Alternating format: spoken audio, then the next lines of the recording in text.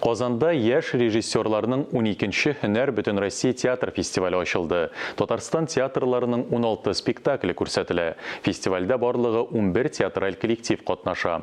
Һөнәр фестивале яшь режиссерларга үзләренең сәләтләрен ачу, осталыкларын күрсәтү мөмкинлеген бирә. Фестивальнең мәгариф программасы да тәкъдим ителә. Габдулла Кариев театрының кече залында танылган театр тәнкыйтьчеләре лекцияләр укый. Исегезгә төшерәм, яшь режиссерларның Һөнәр фестивале беренче тапкыр 2009 елда ук Камал театры башлангычы белән узган иде. Аны Мәдәният министрлыгы белән Республика театры әһелләре берлеге хуплады. Шуннан бирле фестивальне Габдулла Кариев театры уздыра. Яшь режиссура тамашачыларына үзенчәлекле формалар белән, үзенчәлек эчтәлек белән театрга тартырга тиеш.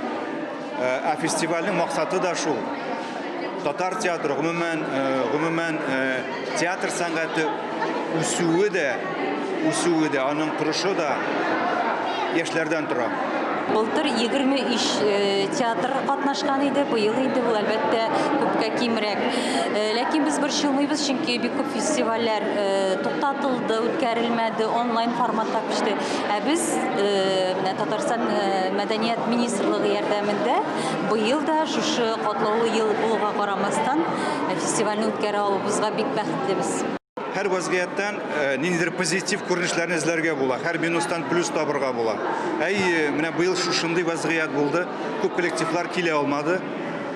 Аңа каравы, без үзебезнең театрларга, республиканың театрларына зур хөрмәт белән аларның эшләрен бөтенләен күрергә насип булды. Насип булды килергә. Ягъни әйтик узган фестивальләрдә бик нык сайлап алу мөмкинлеге бар иде. Республика театрларына 1-2 театр гына эләгә иде. Менә быел шушы вазгыятны без үзебезчә кулланып, Татарстан театрларының гомумән бөтен театрларын фестивальгә җыя алды. Бу үзе бер позитив, бер күренеш дип сөйләм. Фестиваль бик кызыклы булырга мөмкин.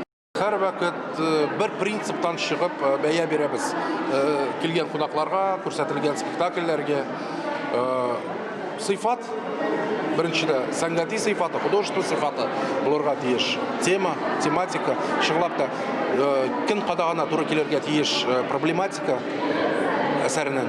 Һәм әлбәттә артистларның уены һәм беренче чиратта әлбәттә режиссура, чөнки ул бөтен менә шушы артистларны да музыкаль бизәлешендә, сәхнә бизәлешендә ул берләштерә һәм ул бердәм шундый бер иҗат җимеше күрсәтә.